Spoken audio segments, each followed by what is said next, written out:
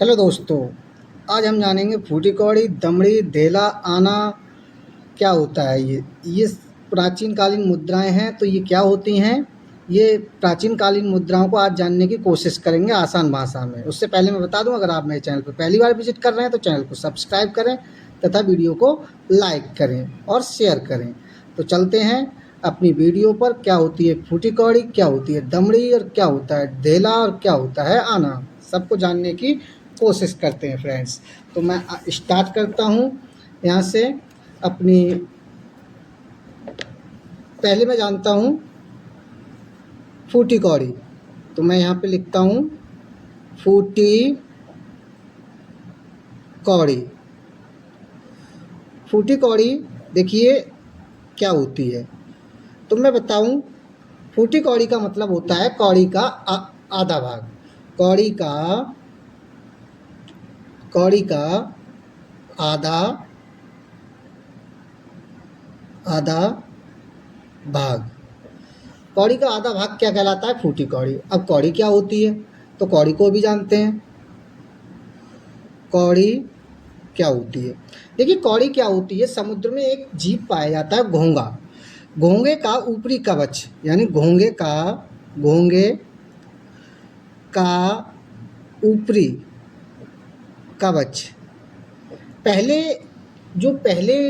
प्राचीन काल के लोग थे, तो ये समुद्र में एक जीव पाया जाता था घोंगा।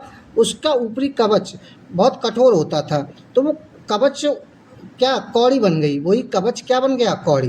घोंगे का ऊपरी कवच क्या बन गया? कौड़ी। और कौड़ी जब बना तो वो कौड़ी अगर आधी हो गई तो वो फूटी कौड़ी कहलाई। क्या कहलाई? फूटी कौड़ी।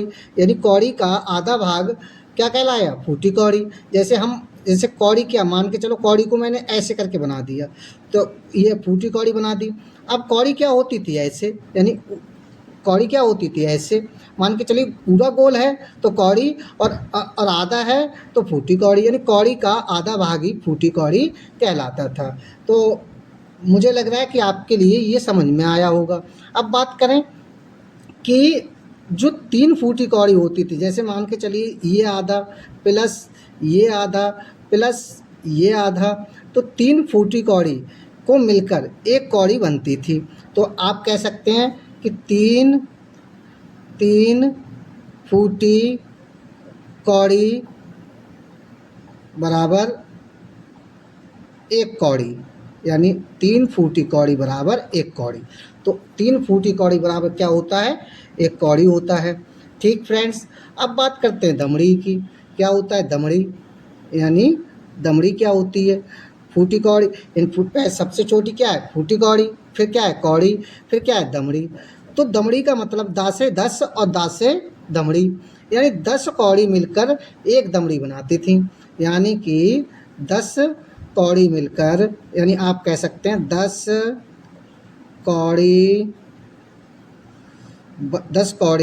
बराबर एक दमड़ी, यानी 10 कौड़ी बराबर एक दमड़ी। आपके लिए ये बात भी समझ में आई होगी। पहले फूटी कौड़ी, फिर दमड़ी, तो 10 कौड़ी बराबर एक दमड़ी। 10 कौड़ी बराबर एक दमड़ी। अब आता है धेला। यानी धेला क्या होता है? धेला भी पहले प्राचीन मुद्रा थी। धेला कहते थे कि आपके पास एक भी धेला नहीं है। तो देखिए अगर 2 दमड़ी मिल जाती थी तो हमारा बन जाता था एक धेला। यानी 2 दमड़ी के मिलने से क्या बनता था? एक धेला। यानी 2 दमड़ी मिली और एक धेला बन गया। अब धेला के बाद इससे बड़ा होती थी पाई। यानी कहते थे पाई पैसा नहीं है, तो क्या था? पाई। पाई देखिए पाई क्या था? तो पाई था अगर डेढ़ धेला मिलता था। डेढ़ मतलब यानी कि 1.5 धेला मिलकर क्या बनाता था? एक पाई।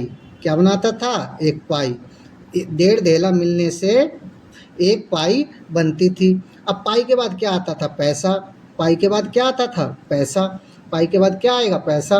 पाई पैसा नहीं है तो पैसा आएगा। तो पैसा क्या?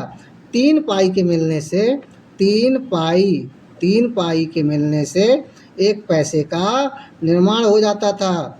एक पैसे का क्या हो जाता था? निर्माण। 3 मिली और एक पैसा बना। अब पैसा के बाद क्या बनता था? आना। आना बनता था। तो आना कब कैसे बनता था? 4 पैसा मिलने से 4 पैसा 4 पैसा मिलने से, यानी ये आना को मैं सर्किल कर दे रहा हूँ। तो 4 पैसा मिलने से क्या बनता था? एक आना, एक आना बनता था। तो ये हमारी प्राचीन कालीन मुद्राएं थी। और ये वीडियो यहीं पर समाप्त होती है। वीडियो अच्छी लगी हो तो वीडियो को लाइक करें, चैनल को सब्सक्राइब करें। Thanks for watching.